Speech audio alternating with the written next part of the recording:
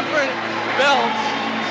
The only team to win all 3 major belts, the Crockett Cup. This man's a legend in his How am I not going to like this guy, right? He knows. Welcome to another edition of Hero TV. I'm here with my co-host Paul Myers, and we're here at the Comcast Studios. We have a very special guest today, a man that I've known and become friends with through the Comic-Con scene, Paul Erickson. Hey, how are you, doing? Sir? I'm great, John. Good to see you. Yourself? Good, man. It's all I'm used to usually seeing you in costume. We'll get to that in a few minutes. Yes. But you're looking good, man. Thank you. Great to be here. You look fantastic yourself. Well, of course. and, Paul looks good too. I Even tried. better. Even better. One of us is going to have to change. We're both in shirt.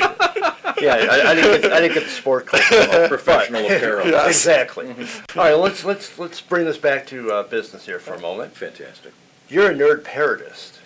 I am, as far as I know, the nerd parodist. Oh, the world's leading nerd parodist. Yeah, exactly. That's how I've heard you've been Right. billed. Maybe you've billed yourself as that, but that's okay. It's all good. Mm-hmm. How did you get started? There it was, 1973, and my brother was reading Lord of the Rings, and the book covers were fantastic. So before I found out that the book covers had nothing to do with the actual story of Lord of the Rings, I looked at them. They were awfully long books, so I thought, I went to the bookstore. I saw Lord of the Rings by the Harvard Lampoon, which was much thinner. In fact, their whole trilogy is packed into one thin book. I got that, even though I didn't know any of the story of Lord of the Rings. I thought it was hilarious. Then in 7th grade, the following fall, read The Hobbit, which I loved, and it is a kid's book. And then a decade later, I read Lord of the Rings, and finally I was ready for it and totally captivated. Fast forward a few more years, 1977, opening night of Star Wars. I was at the Norwich Theater on Harlem Avenue. Wow, nice. Yeah. Long gone now, but saw Star Wars, and those were the days when you could sit there and watch it again if you wanted to. Totally did that. And, years later, I was out of work and feeling kind of sorry for myself, and my wife said, "Why don't you write a book?"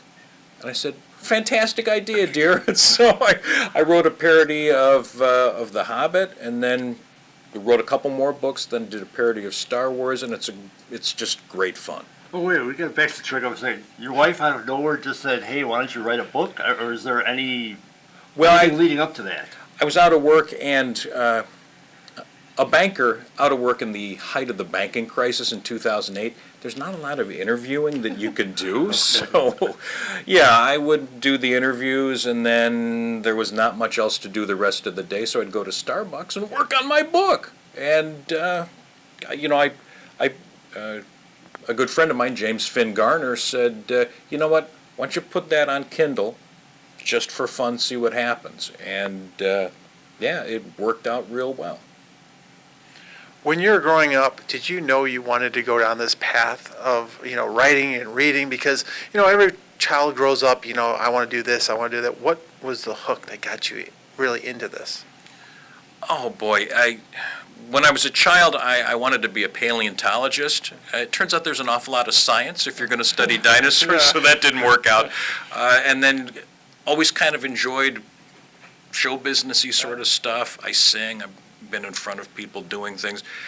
And did song parodies for a while in the late 80s when everyone was in comedy clubs. I was there. That's where I met Jim Garner, who helped me to get into publishing. And so, as a kid, just enjoyed doing stuff like this, playing Dungeons and Dragons, and that, I think Dungeons and Dragons was a big opportunity to discover creativity. And it's not, and actually that was kind of like writing, as it turns out. So, yeah. And the thing is that when you're growing up with, this world of different illusions and different worlds and things, but who are your heroes growing up? Because, you have so many things to choose from as far as, watching different movies and reading different books, but who are your heroes growing up?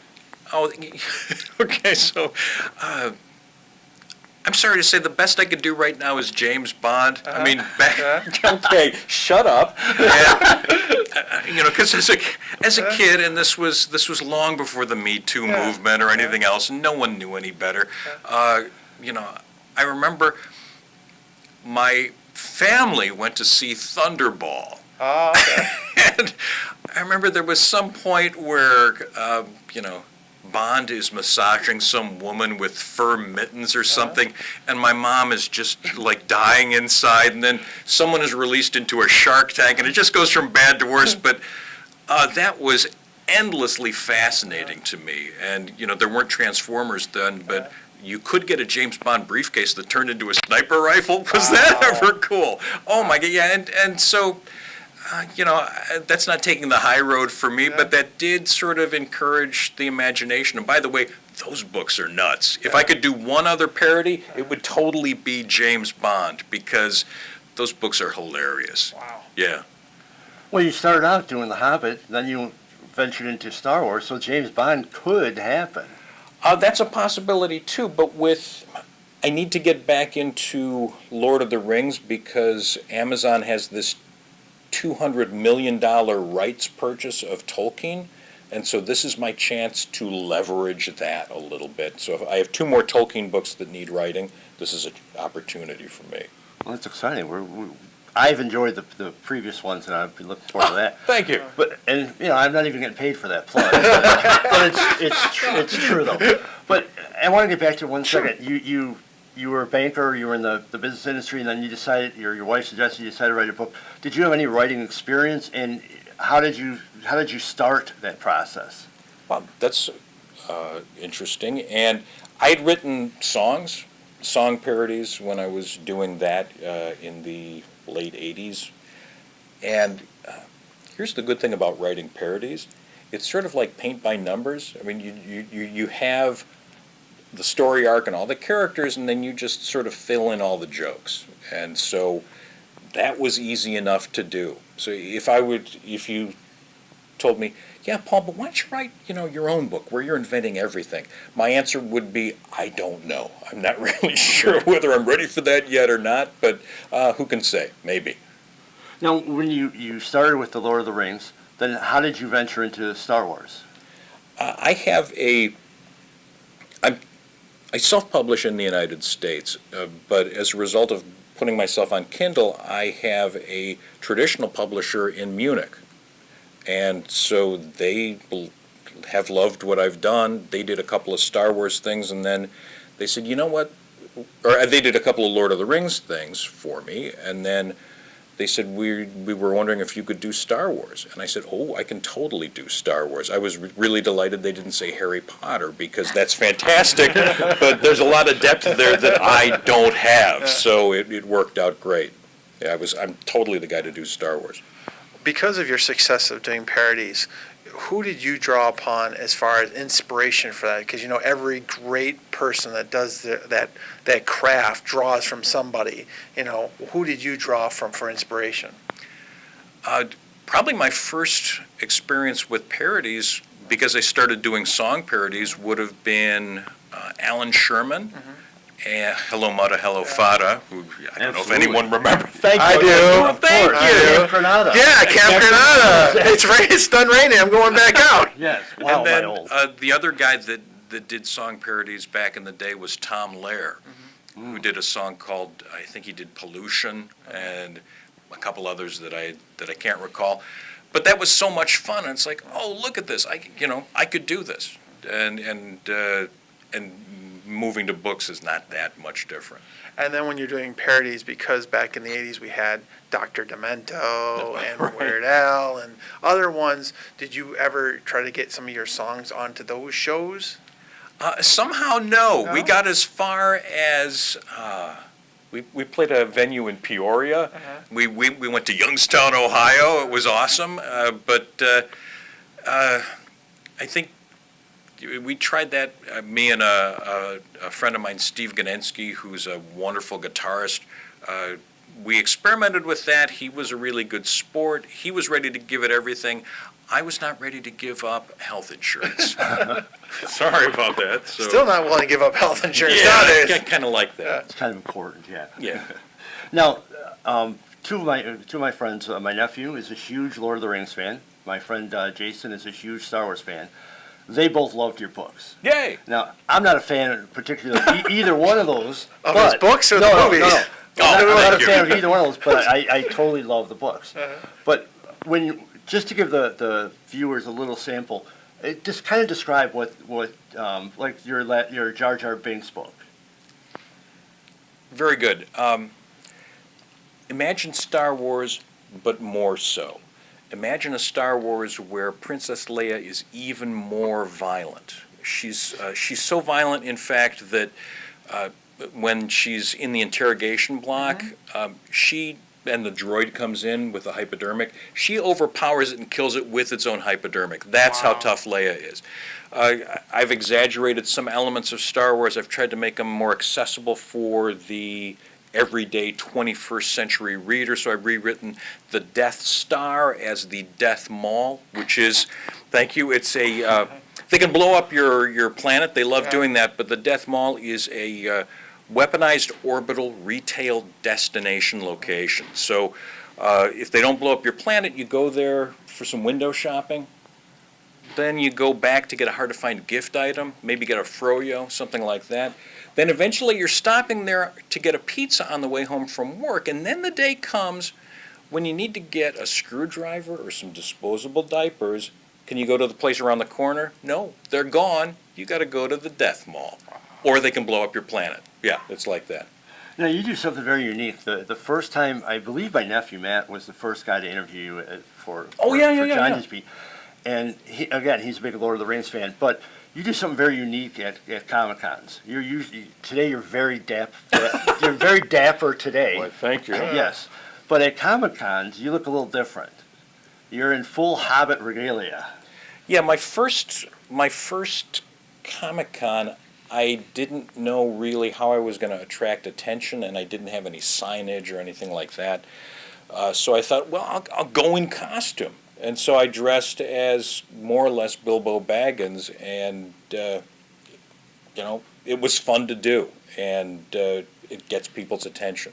So I enjoy it. Well, I think there should be more of that. You're in costume, and you're out in front of the booth. You actually are actively drawing people to your booth, and I think that's one of the things that sets you apart at the conventions.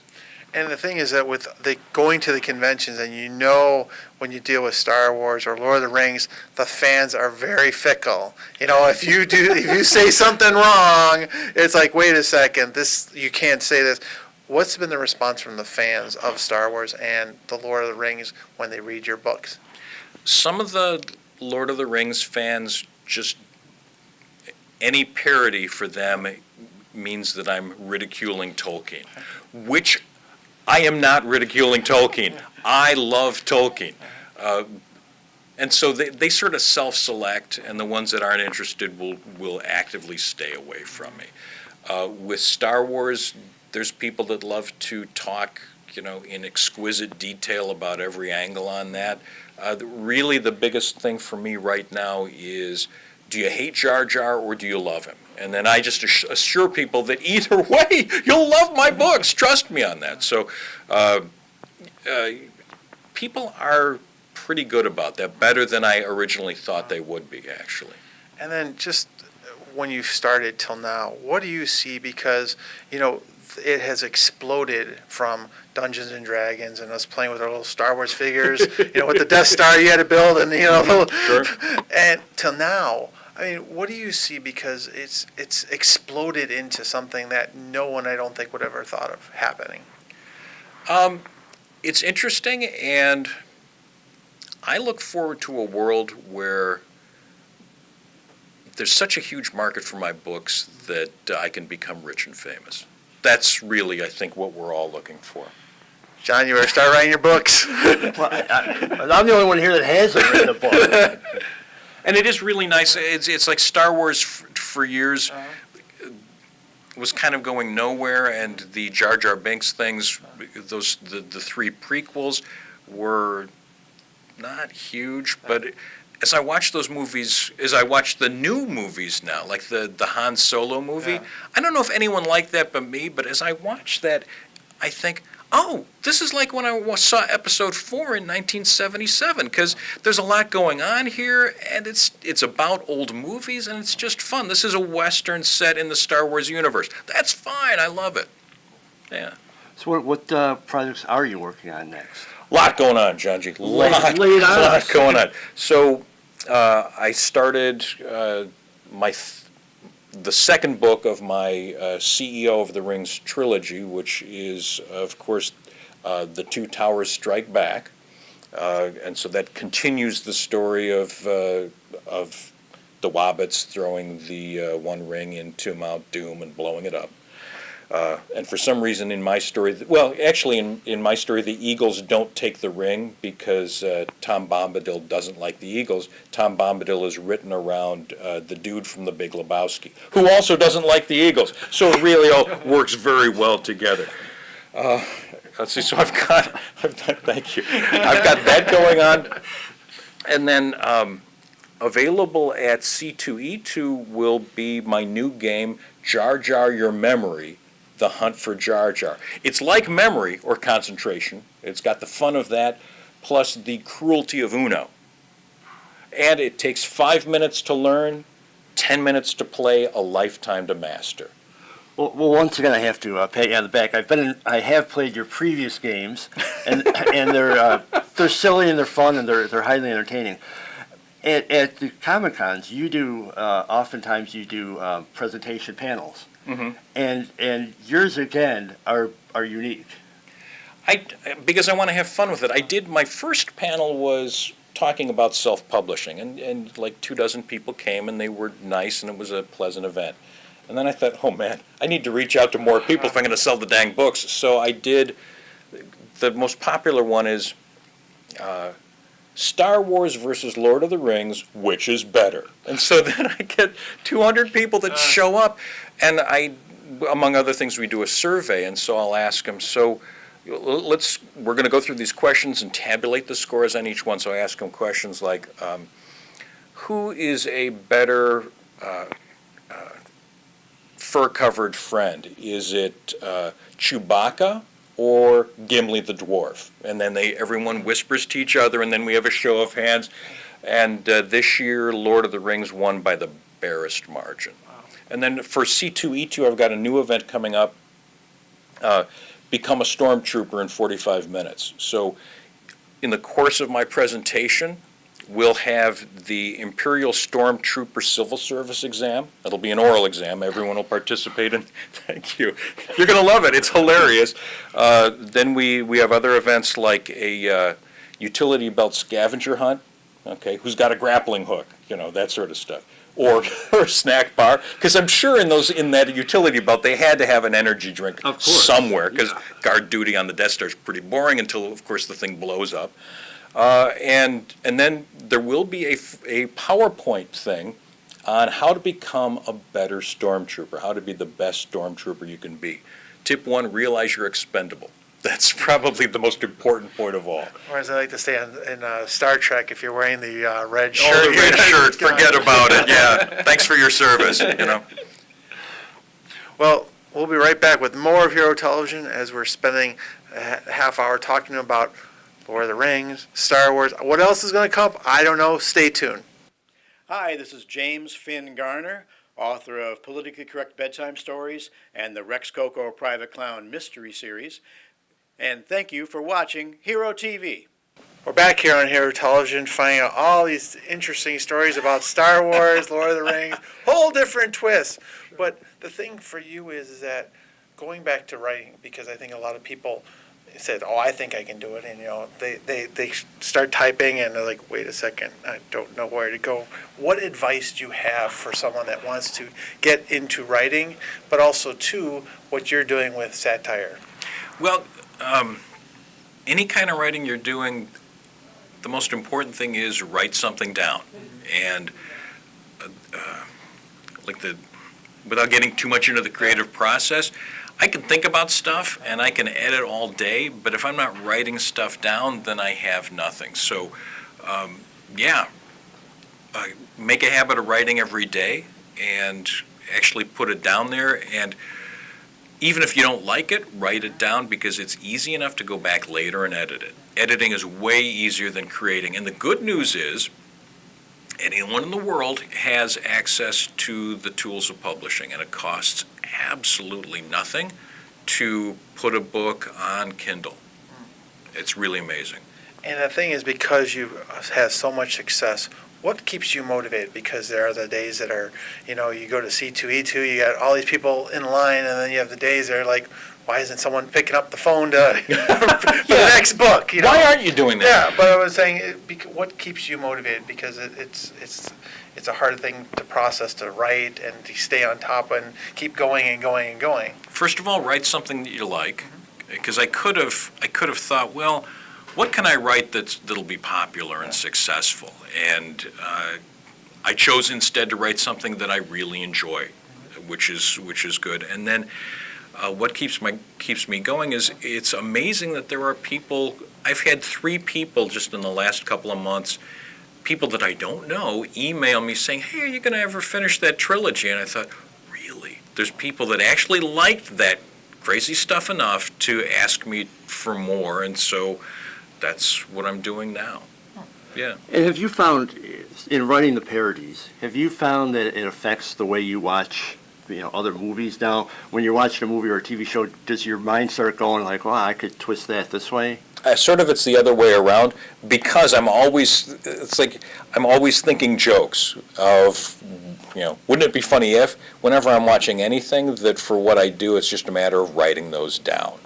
And so it's sort of, what I do is like the things that you would say to your buddies while you're watching the movie at home.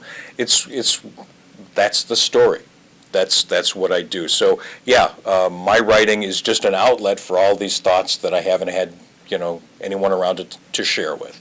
So what came to your mind that the first time that you saw your first book actually in print? It was wonderful to see the cover. I have a friend a wonderful artist, and I asked him, Benjamin Chandler, he lives in Slovakia now and teaches, a wonderful artist, and I said, could you do a Tolkien cover sort of like the 1969 American edition Tolkien, which was this groovy, hippy-dippy thing that didn't really have much to do with the book? And I sent him an example, and he said, oh yeah, absolutely. And it was at that moment that I thought, oh look, I'm just like Tolkien. No, not even close. But it was so much fun to participate in that and be a small part in that. Just really neat. For the viewers out there that want to get a hold of you and get the hold of books, what's the best way to get a hold of you and find the books that are out there right now? All of my books are on Amazon, and if you go to Paul Erickson on Amazon, you'll see like 5 other Paul Ericksons.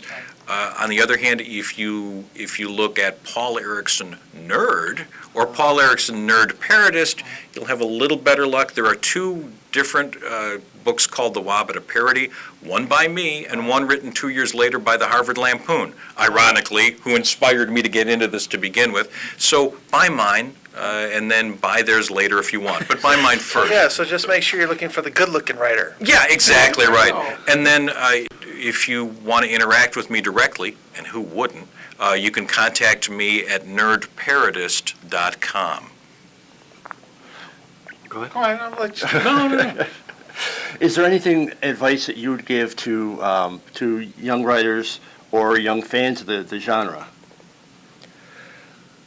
Yeah, write what you like. That would be my best advice, and if you want to be a writer, be writing, as opposed to just thinking about it. And there's no dishonor in not being a writer, but don't talk about the book, write it. And, if you like it enough, edit it, have people read it, and then put it on Kindle. Crazy stuff happens. It happened to me. And you're at the Comic-Con, so have you met any of the Lord of the Rings people or the Star Wars people? Oh, gosh. No, the closest I came was Nathan Fillion from oh, gosh. Well, he was in One Life to Live, the TV daytime drama, which would be a really cool parody at some point. No, what was the Firefly was Okay. the thing that he did, and I ran up to him and I said, my family loves the Firefly stuff that you did, fantastic. And then he was looking at me, And I thought, okay, I'm dressed as a giant hobbit, so maybe that's throwing him off a little bit. But he was nice, I guess, so that's cool. Now, will you be dressing at C2E2 as Jar Jar? No, I never will ever do that. But no, I dress, even though, I guess since that's a Star Wars thing and not even vaguely Hobbit related, I might be dressed like this. The corporate trainer from the Empire, here to help you to become a stormtrooper. Still working out the bugs on that one. And who are, of the Lord of the Rings series and Star Wars, who are your two favorite characters from each one? Oh, man. From Star Wars right now, I'm really liking Han Solo. The lovable scamp, and never mind that he's technically a drug runner. Let's not even consider that. And from Lord of the Rings, off the top of my head, even though he didn't make it into the movies, I like Tom Bombadil. He's hilarious. He sings, he dances, he does magic all the time. What's not to like? What is not to like? Really? Now, have you ever, do you ever get recognized? I think it happened once. I mean, when you're not in costume, I mean. Yeah, but no, as a writer, I think you have a pretty low incidence of that. The one exciting moment was I was on a plane with one of my books, and my picture's on the back cover, and someone was sitting next to me, and he said to his wife, "That guy's got." That's his book there. He's on the back cover, and I thought, okay, yeah. Make sure you have a picture on the back of the book when you're By the way, your publisher will ask you for a good picture, but if you just send them a selfie, they'll print that too. That's fine. So there is hope, even in this day and age where there's, everyone says print industry is dead. There's still hope for young authors.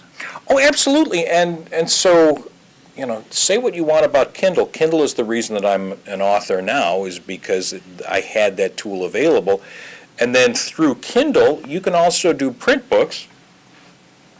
So this book here, hey, it's one of mine, for Pete's sakes. Yeah, with my picture on the back. There it is. Hey, Yeah. he's an author. The Wobbit of Parody, this is a self-published book that I did through Amazon, and that's like you load it into Kindle and then press a few more buttons, and it's a printed book that people can buy on Amazon. And back in the day, self-publishing meant you had a garage full of your books that you had to print up all at once. Heaven help you. Not anymore. If I want to order 5 books for a library show, I can do that. It's great. It's amazing. Well, thank you so much for your time coming on Hero TV, and we appreciate it and look forward to seeing it at C2E2. Look for his books, and once again, thank you so much for coming on Thanks, Hero Paul. TV. Thank you, Paul. Thanks, Johngy. And we'll be back with more of Hero Television. When did you know you wanted to be an author, or did you want to be a performer and then shifted into author? Well, I didn't. I couldn't be a performer because my brother was the performer, so I had to be the writer. That was my mindset. I couldn't branch into that. I think in high school I read a lot of Vonnegut and a lot of National Lampoon, and that got me into thinking I could actually do that. Those are people I admired, and I thought I wanted to follow in their footsteps. And then I really hated all the writing I did for about 10 years, and I thought, this is crazy, so I'll just perform. Why do something you hate so badly? So I tried performing, and it loosened up a lot of things. So. And also, too, when you were growing up, who were your heroes? Who did you look up to? Who were my heroes? Al Kaline and Bill Freehan were 2 of them. Tigers. Sam Ervin, Senator Sam Ervin. I didn't quite understand what was going on, but I liked the way he looked. He carried himself well. And when you started writing, did it just start flowing, or it took a process for you? I mean, any given day? Well, when you were starting to, started to go down this path of writing. Oh, it was terrible. It was just, I hated it. I hated every bit of writing. So I liked having written, but I couldn't stand doing the